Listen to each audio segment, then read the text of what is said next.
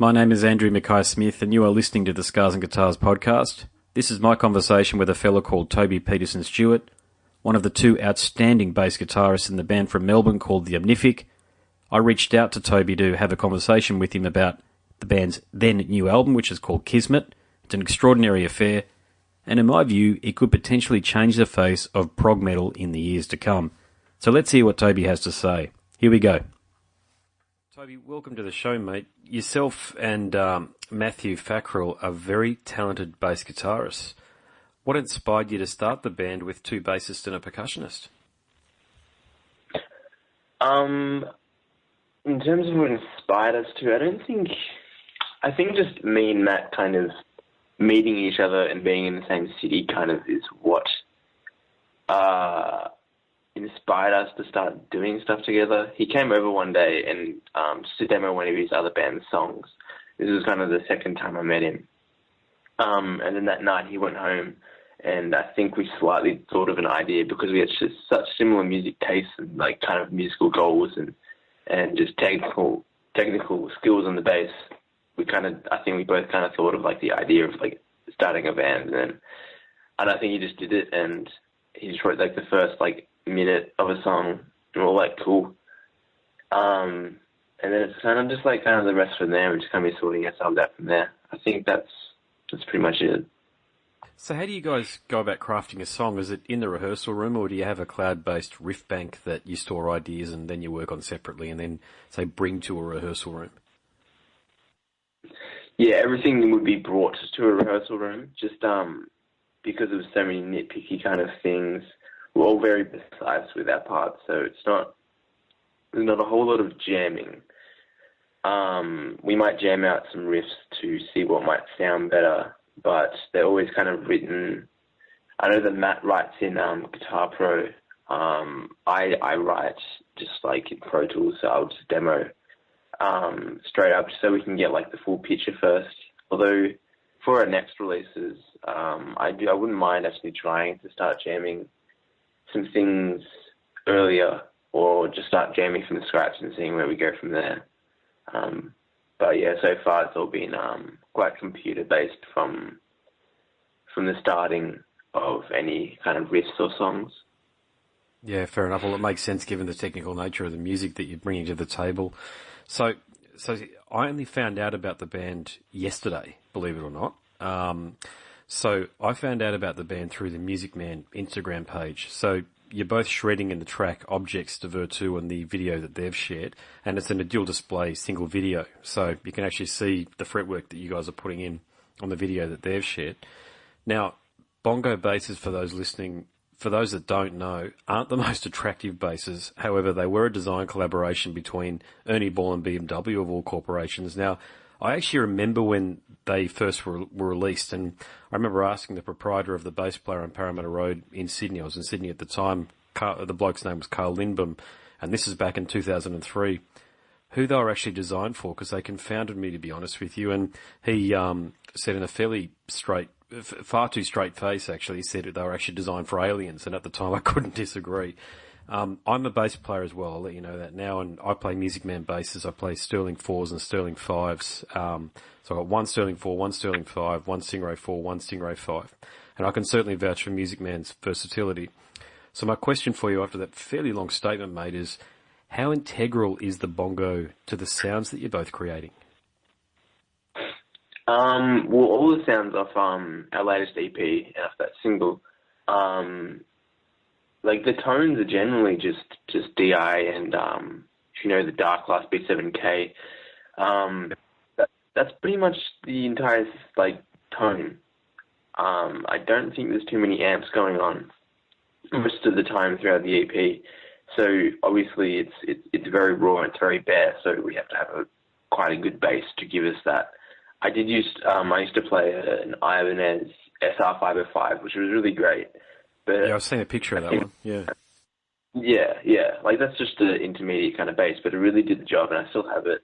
And it has its own kind of like sound. It's a very different sound. But we found the bongos just have a really rich and versatile kind of sound throughout the entire fretboard, especially because a lot of the stuff would be on the higher end. just really got to sound rich and just got to have that sustain. And so we found that Matt's had a bongo for about a year and a half, so that's how I kind of got familiar with it. And I got my bongo maybe 3 months ago, just after playing his and realizing the versatility of the instrument for what we're going for. Yeah, for sure. Yeah, it's a good instrument. Yeah. Look, I've unbelievably, I've never played one, but I've certainly heard them before. I think your tone reminds me a little bit of what John Mayung from Dream Theater achieves on their recordings, when you can hear isolated tracks that he's played on. So I definitely understand what you're saying, that it's it's a sound that really is. What I really liked about your music was I could really feel that.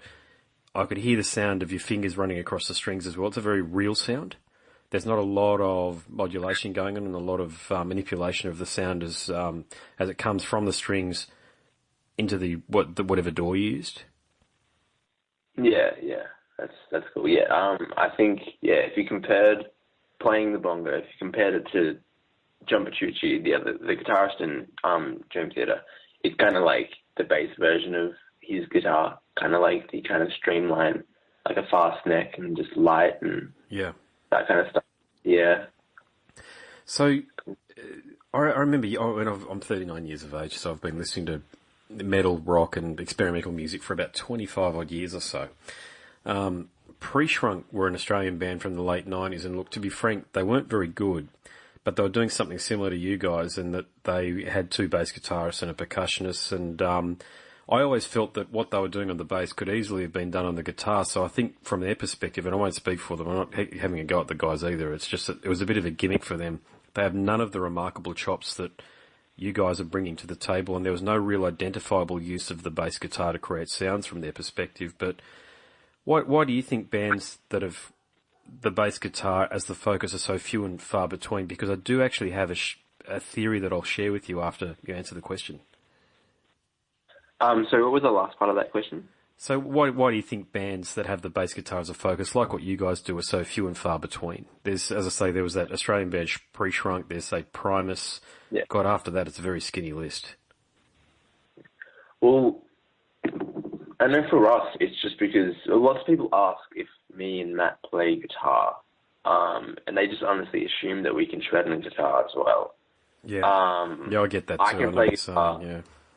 Yeah, I kind of played bass and guitar when I started music, and kind of my levels and then went up steadily, and then I started playing bass way more, and so much better bass than guitar. But like Matt, he can't he can't play guitar at all. And I think with those kind of bands, it is kind of guitarists just transferring to bass, and so that's why they're just like the riffs are just can all be played on guitar and that kind of stuff. But so many of our stuff is it's bass riffs. It's not really guitarist, and we do have people comment and say that it would sound better with a guitar. And I think if we ever got the chance, it'd be really funny to get a guitar, like maybe someone like Toby Peterson to do a guitar solo on a song, just because it would be funny and it'd be good. Well, not really because it'd be funny, but I don't know. Yeah, I'm so glad you mentioned Animals as leaders, actually, because you guys reminded me, without.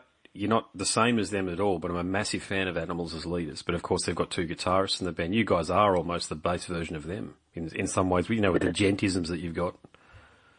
We definitely didn't think of that. We weren't trying to model them in terms of that. No, I could tell that. Yeah, I could definitely tell that. But I guess, probably the right way to say it. You give me the same feeling when I'm listening to you guys as what I get when I listen to Animals as leaders, without saying that you're the same or you're copying or you're even trying to emulate what they do at all. It's nothing like what they do for the listener out there. You guys have got a lot more what I'd probably refer to as melodic phrasing than what they've got. They can go quite genty and they've got quite a metal overtone, whereas you guys have some of that, but it's you're far more about the melodic side of things.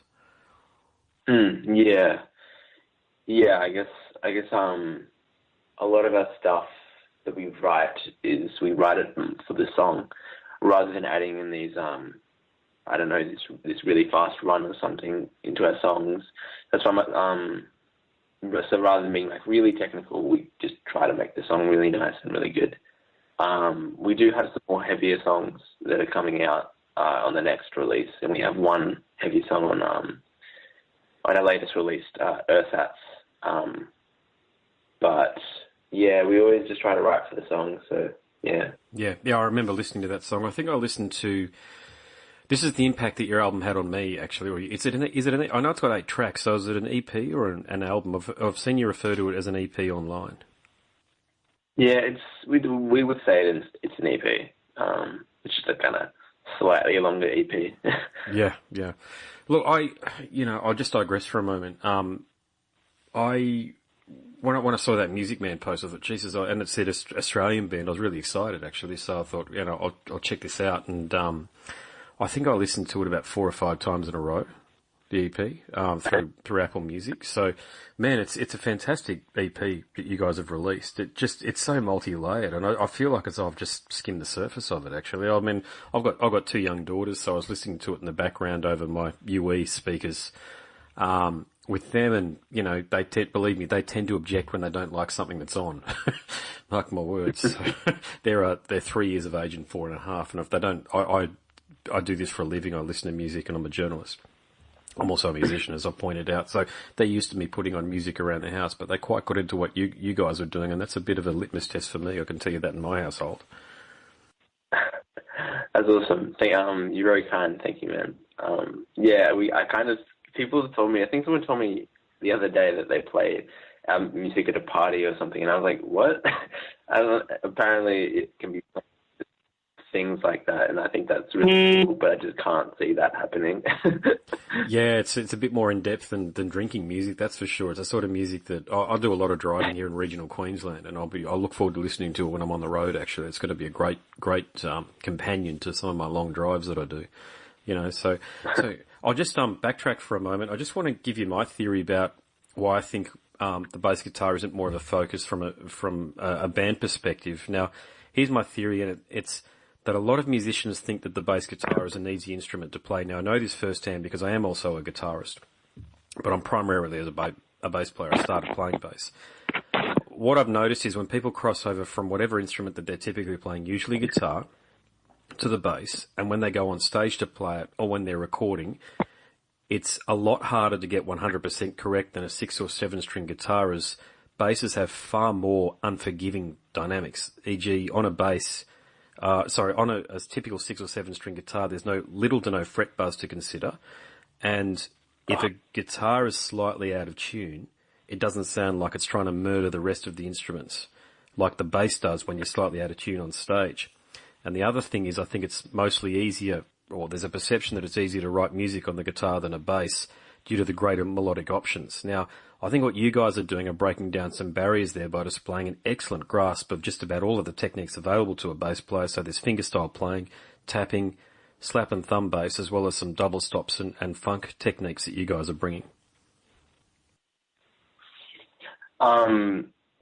It's a pretty good theory because, when we first started recording this stuff kind of in March last year, oh my God, like just realizing how you can hear everything that you're playing, and that's what we find so hard to play about it. Like you have to always be on your toes whenever you're rehearsing or performing and recording, because you can hear everything. The smallest amount of fret buzz in a recording you can hear, and so you have to do the take over.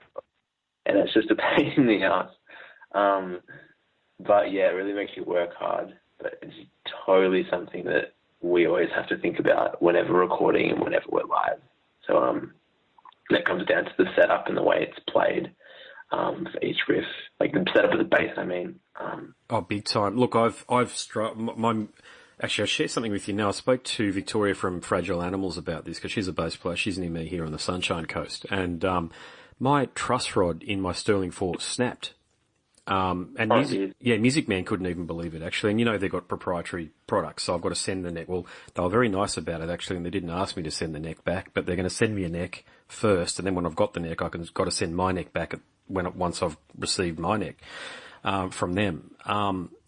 But yeah, my bloody truss rod snapped. So I just find that my basses are approaching the 20-year mark now. That one there in particular was dead on 20 years, I think, or 18 years, I think it was, sorry.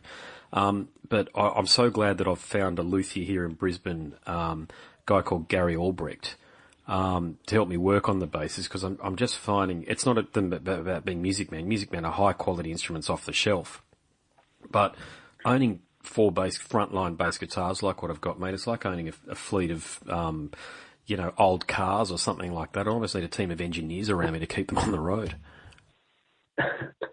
Yeah, for sure. Like, my basses are quite much newer than that, but yeah, I think that's something that can definitely be overlooked in guitarists and bassists. Probably bassists a little bit more. That a really good setup goes a long way.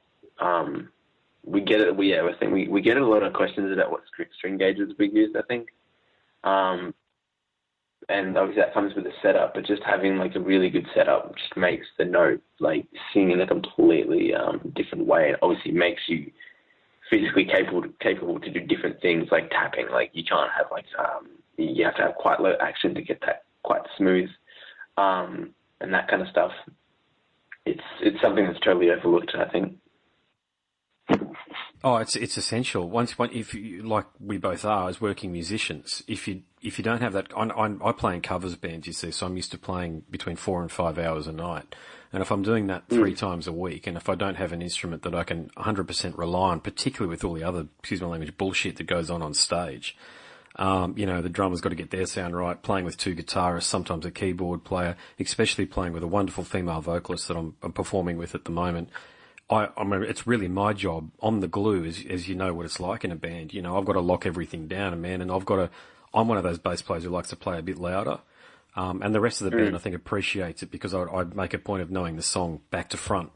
So sometimes in those 4 or 5 hour gigs, people just sort of forget where they're at because they're looking at TV screens which have got the football on or the cricket on or something like that. Or a pretty lady walks past them in the front of the crowd. You know how it is. And they get distracted. But my thing is just having 100% confidence in my gear. I'll ask you this question actually is, I use Gallien-Kruger amplification. I've sort of arrived at that after using a few other brands. What are the brands that you guys use? It's not really confidential just yet, but we haven't announced it yet. But Dark Glass, the company which I mentioned before, they're sending us they've sent us the heads for their amps, and then they're sending us the cabs at some point, and so we're going to be starting to use those live recordings, just all DI, and then just using the B7K to reamp. But for the whole past year and a bit live, we've only just gone direct using the B7K. We just kind of found that that's really clean. There's no low interfering frequencies. But while that's such a positive thing, it's fine. It's quite hard to power over the drum, especially if you're close up. So using the going back to amps and just providing that air and that kind of oomph, and hopefully making it sound clean at the same time, because we did do our first rehearsal with amps, and we just found that there's just the really, really low frequencies just kind of mess with what we want to do, and it just is a little bit whack. But then sometimes you go to big shows and you're getting those low frequencies anyway because the front of house engineer, he thinks your bass is cranking like below 60 anyway. But yeah, that's what we use. That's what we will use. And yeah, we don't really use amps. Well, it would have been a crime if you didn't have the endorsement there, I've got to say. So I'm glad that Dark Glass come to the party there. And is that through the guys at the Bass Centre there? I bought a few things from them actually there at South Melbourne. Do you have a relationship with those guys? Did they help get the deal, or is it totally separate from any retail shop? No, yeah, it's totally separate. I just hit them up and we've just been talking. That's kind of it. I think we should be. It's all unconfirmed yet, but we should be doing an in-store demo of the cabs when they arrive in Australia. So I'm assuming that's going to be at the Bass Centre. So I've never found. I've played through a few cabs and I've borrowed a few cabs. Never hired any, but I borrowed some and I bought some of my own. So I like co-branded things. So I've got Gallien-Kruger cabs. Excuse me for swearing, and if anybody from Gallien-Kruger's listening, but the Paragon drivers are shit. I've found I just blow them up. They just crack. I just like having the co-branded stuff, so I get them. But I know there's other brands out there like Epifani. There's a few Italian brands like Mark Base, and there's another one there. But I've just never really found a cab that I could rely on 100%. You know that, and I do like playing 4x10s because as a working musician, you don't want to bring a bloody 8x10 with you everywhere and ruin the back of your car and all the rest of it. But yeah, I love the Gallien-Kruger amplification, so I use a 1001. The cabs though, man, I don't know. I've always struggled with it. I know I'm not the only one out there. I've thought I've got to go to a fella here, Queensland Speaker Repairs, and I've typically him and there's another guy over on the Bayside whose name I can't remember at the moment. I went a couple of years ago, but I got my speakers reconed through him, and they lasted a lot longer. He was using a brand called Fane drivers, and they could handle it, but they all wear out after a while. So I'd be interested to. I'd love it if you could do like a social media post or something like that, commenting on the sounds that are coming from the dark glass setup when it actually, I no doubt the deal will go through. So we're just talking about a prospective deal at the moment for you. But I'd love it if you could share that sort of stuff online. Yeah, no, definitely. I think we'll be doing some reviews of them and demos, so we'll kind of be honest about it. But I have a feeling they'll be pretty sick.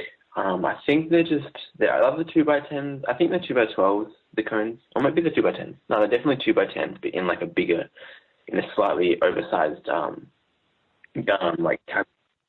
And so they should be pretty clean and not too overpowering, and hopefully pretty perfect for what we're going for.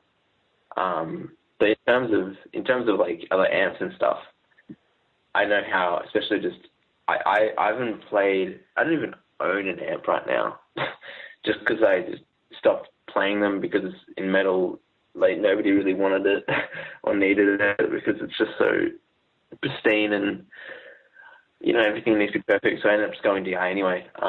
But I did use an Ashdown mag, something like with a 4x10, and I think there's something about, not that I don't know necessarily if you'd say that different amps are better than each other, or different cabs are better than each other. Obviously there's differences, but I think it's more how familiar you are with the response of the amp, and that goes with basses as well. But like that low end response, when you're playing so loud, like that's such an important factor to be aware of when you're playing through an amp, because if it's just responding differently, then you're going to respond differently to it. So it's really important, I think, and that's why Gallien-Kruger would just feel like home for you, right? Yeah, I've been using them now for a long time. I went through, I don't know, how old are you, mate, if you don't mind me asking? I just turned 21 the other month. Jesus Christ, mate. That's phenomenal talent then for your age. Jesus, yeah, that's incredible. The other guys are younger than... Man, you sound like you've been playing for about 50 years. You've got that... I also look at people's facial expressions when they're playing, because that usually tells me how difficult it is, and you guys look like you're just breezing along, with all the finger tapping and stuff that you're doing. So it's just a very natural thing for you guys to be playing the bass guitar, clearly. Yeah, it's a little bit. I'm still totally getting used to playing live in front of a crowd. Like, we don't do it super often. I think we played 10 shows, but that's always kind of like a slightly nerve-wracking, because I don't know. I think you just kind of forget that everybody can hear what you're doing when you're playing the bass. Yeah, look, yeah, I know. I remember my first few shows, years ago now. I used to play new metal bands back in the late 90s and early 2000s, and I used to be nervous as shit. These days, I almost wish I got nervous just to feel what it felt like again. You know what I mean? You do. I reckon after your first 24 gigs or so, you don't get nervous anymore, because you realise that, I don't know, you just lose it. You just lose the nerves, I think, after a period of time. I like this. I think Lindsay Buckingham from Fleetwood Mac or somebody like that was talking about it. He said the same thing, that he wished he got nervous again just so as to see what sort of a performance or different type of performance that it might offer him. But yeah, I don't know. Look, I digress, mate. Sorry, that's a right angle to what we're talking about. But mate, let's talk about the EP Kismet. So I mentioned earlier that I've listened to it on Apple Music a couple of times. Are there any themes or concepts running throughout the record? So I appreciate there's no lyrics or no singing on the album, but still, are there any themes or concepts throughout the album? I wouldn't say there's no exact concept over the whole EP. Kismet does mean fate and destiny, and we kind of just, in terms of naming songs, we just kind of name what we feel like is appropriate to them. There's no real in-depth thought, but it always has to be fitting and appropriate and something that we like. There's no overarching concepts. It all has, I think the thing that ties the EP kind of together is all the synth work that's going on. We got our friend Jamie to help us with that. We wrote most of it, and then he kind of helps us get the sounds and then adds what he thinks should be added. So he kind of helped with all that, and a lot of those sounds kind of carry across, like the bells and just some of the synth sounds, like the synth pads. Have a sound that carry over the entire album, like a very similar sound. So I think that would be the thing, if you call like an overarching theme, would be those kind of sounds that we have in those synth tracks. But they're all kind of isolated works. They aren't relevant to each other in any way at all. Yeah, sweet. Yeah, no, look, I thought that might be the case, but I mean, everything fits together so nicely, you know that, particularly on the melodic front. You guys, you must have a very good understanding of theory, I take it. Is that the case? Nope. So yeah, you're both very naturally gifted then, if that's the case, because it just all seems to fit together. There's no dud notes or no dud chordal phrasings that you've married up. It just all seems to work so beautifully together. It actually reminds me of music that, here's one for the budding CGI enthusiasts out there, if any are listening, but if you could picture what it's like to fly through clouds, your music is a perfect accompaniment for that. This is awesome. You know, I just get this image, man, and yeah, it's just one of those things, mate. Some music is very visual, and yours indeed is. And so my next question, mate, is what are you guys doing to promote the album? Are there some tours, or not, maybe not tours as such in the works, but are there some shows that are planned around Melbourne and then by extension domestically?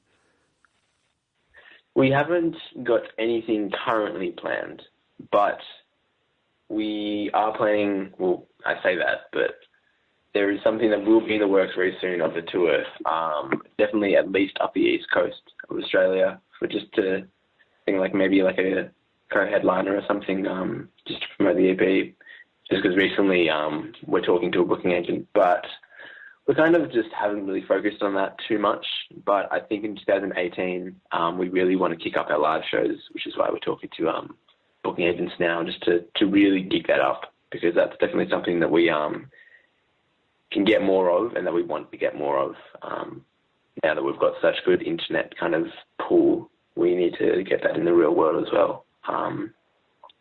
So yeah, hopefully a tour on the East Coast next year, and then potentially some stuff in we're looking at some international stuff, but that's all kind of in the air at the moment. But hopefully in 2018 or definitely in 2019. Yeah, because, I mean, without pigeonholing the band, okay, there are those prog fests internationally that I think you guys would do very well if you could secure a spot on one of those bills.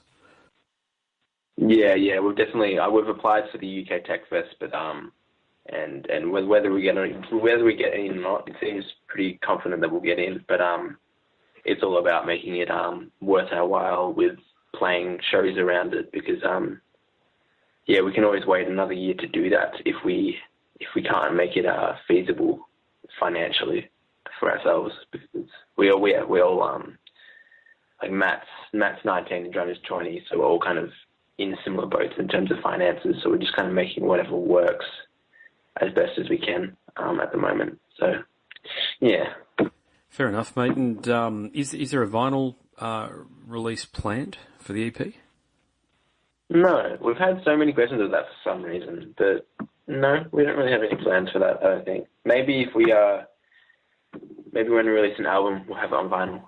Oh, look, I'd encourage it, because you are one of those bands, and you're a collective of musicians that I think you get genuine and real music fans loving your music. You know, I wouldn't hesitate to put myself in that category. And look, the MP3s are one thing and WAV files are one thing, but I love nothing more than cooking dinner and making coffee and doing things that involve a bit of culture, let's put it that way, and having beautiful music like yours on in the background. And I love doing that through the vinyl medium, or even cassettes. I'm a big fan of cassettes. Don't know, it's probably just harking back to my youth more than anything else, but I try to buy cassettes from bands whenever they release them as well. Yeah, cool. Well, maybe we'll put the word out, and maybe if people are interested enough, we can get on that. Yeah. So how's the EP been received by fans? So have you got a lot of people like me that have sort of been really inspired by it and reached out and said, "Wow, this is fantastic"? Yeah, like I'd say there's been quite a few people who've done that and just reached out, and it's honestly quite overwhelming because,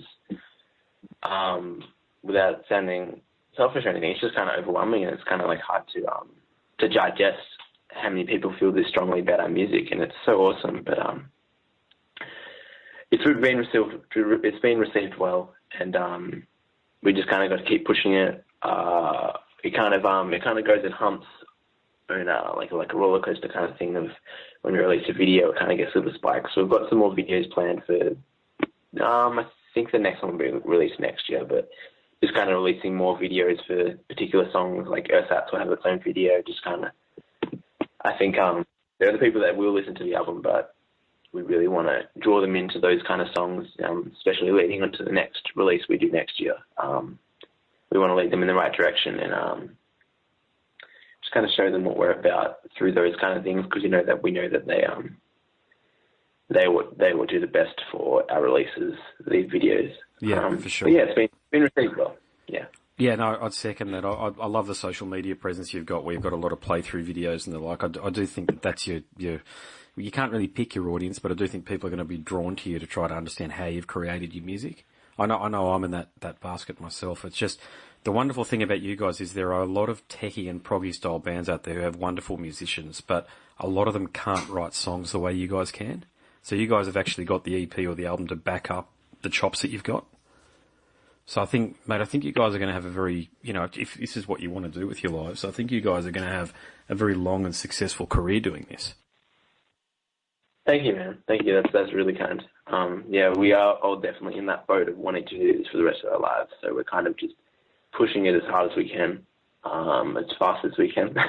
Yeah, it's like that, isn't it? You're doing it at the right age too. Don't get me wrong. I'm not trying to come across like old man winter or anything like that. But no. My story from years ago is when I was playing in bands. I was in a band called Velveteen, and I remember reaching out to.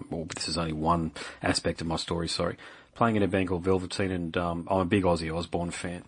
By extension, you tend to dive a bit deeper, and found out that most of the songs, actually all of the songs, really. Classic Ozzy Osbourne songs are written by a bloke from Sydney, a guy called Bob Daisley, it turns out, an Australian like you and I. And he's a bass guitarist. And I reached out to him and I said, look, he was living in Sydney. I think he's back in Sydney. He's been back in Sydney for about 20 years or so. But I reached out to him and said, look, I want bass guitar lessons from you. You're the man. I really liked the way that he was doing it. I always wanted to be a side man contributing towards someone's greater vision. And he goes, look, I won't do lessons. I'll give you mentorship. So tell me what you're doing. And I told him what I was doing at Velveteen, and we were doing what we could do, a few supports of Thirsty Merc and a few other bands around town. Nothing too serious. And, we got some interest from Richard Kingsmill and Triple J.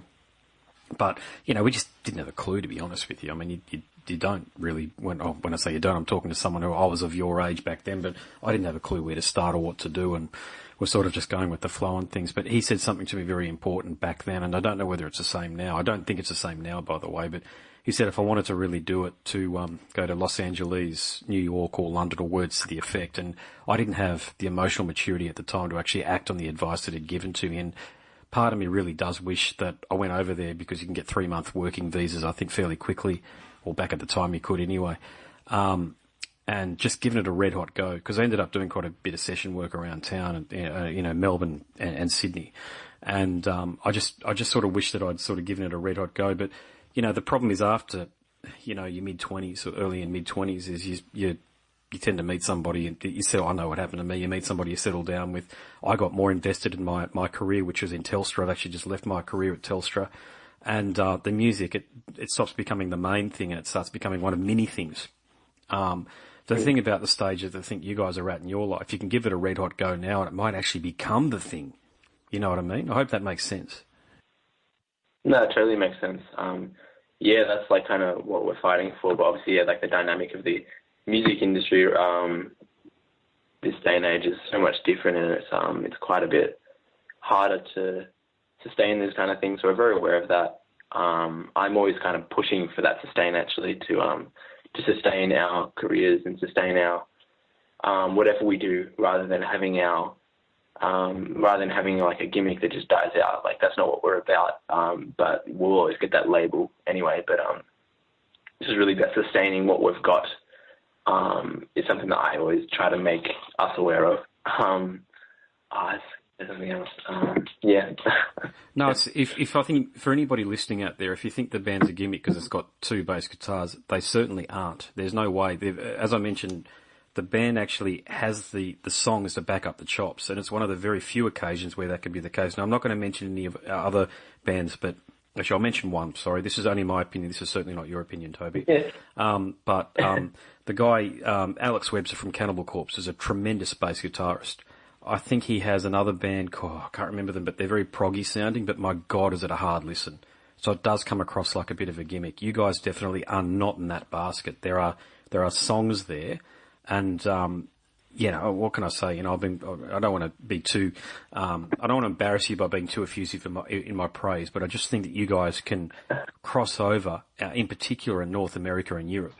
Now, I know that, I've noticed a bit of a trend amongst Australian musicians to sort of diss that ambition to have a drive to want to achieve success in Europe and North America. And frankly, I don't understand it. They're the biggest economic markets by far. You want it, don't you? Yeah. Well, that's that's what we're kind of pushing for mostly, because that's where a lot of our market is. We have Australian fans, but we do. It's kind of overwritten by Europe and America at the moment. We really want to be able to push for that. Yeah, cool. Mate, my final question for you is that I understand that you offer lessons, bass guitar lessons. So what advice have you got for budding bass players who are inspired by your performance? It's tougher than I thought it would be.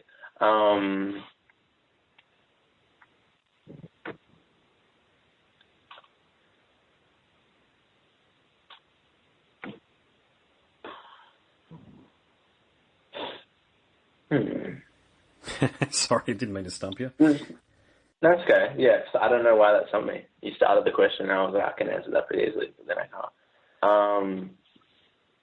In terms of inspiring, honestly,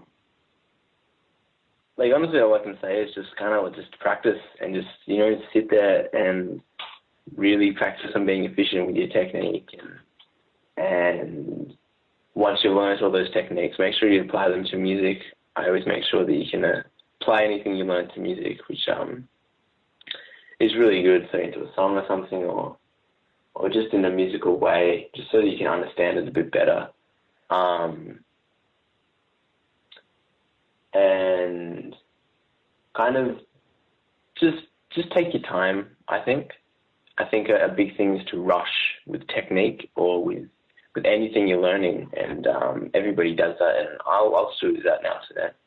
But it's really about taking the time to get it really clean and efficient. Say you're playing like a fast riff, which you've never played a fast riff before in this kind of way, you really might have to spend a whole day on that one riff, just to kind of be able to play it at 50% speed. But that really pays off in the end. And by the time you get to the 100% of that riff and you've got it down in that really nice, efficient way, you can really apply that efficiency and technique to every other thing that you're doing. I think at the moment what I don't do enough is learn other people's music, and I think you can learn so much from other people's music.